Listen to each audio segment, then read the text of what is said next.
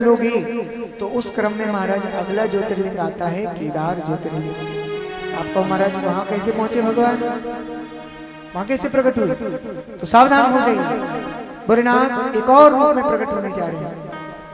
एक बार की बात है, ब्रह्मा जी के पुत्र धर्म का अपनी पत्नी मूर्ति के साथ जो विवाह हुआ, उनसे नर और नारायण रूप के दो ऋषि पुत्र प्रकट हैं, जिनको हम भगवान नारायण के 24 अवतारों में से एक अवतार भी मानते हैं। बोलो नर नारायण भगवान की जय। ये नर और नारायण ही एक अवतार धारण किए द्वापर युग में, जिन्हें क्या कहा गया है, अर्जुन और भगवान श्री कृष्ण, जिसकी पुष्टि भगवान श्री कृष्ण ने अपने ही मुख से करी है। कहा?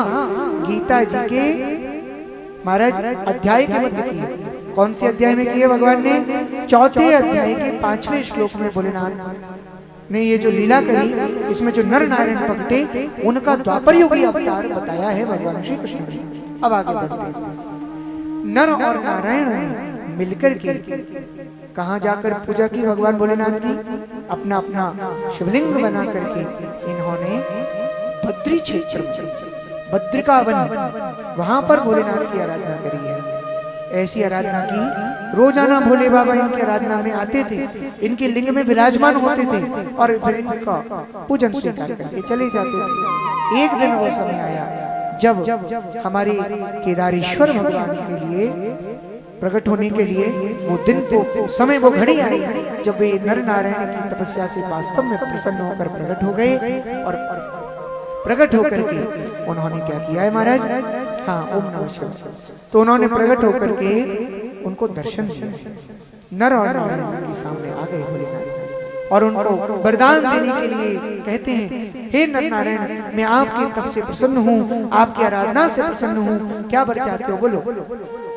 तो नर नारायण ने कहा, हे भोलेनाथ, आप इस सृष्टि के कल्याण के लिए यहीं पर विराजमान हो जाएं, ऐसा हमारा भाव है।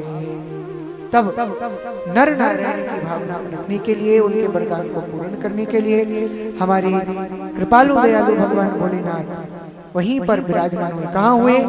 जिस स्थान पर नर और नारायण ने पूजा करी थी वो था बद्रिकावन, जहाँ पर बद्रीनाथ का मंदिर आज भी विराजमान है। बोलो बद्रीनाथ की जय हो। और उसी के ठीक पास में केदार वन नाम का स्थल है, जहाँ पर नर नारायण के दिए वरदान को पूरा करने के लिए भोलेनाथ ने केदारेश्वर नाम से अपने ज्योतिर्लिंग को स्थापित किया।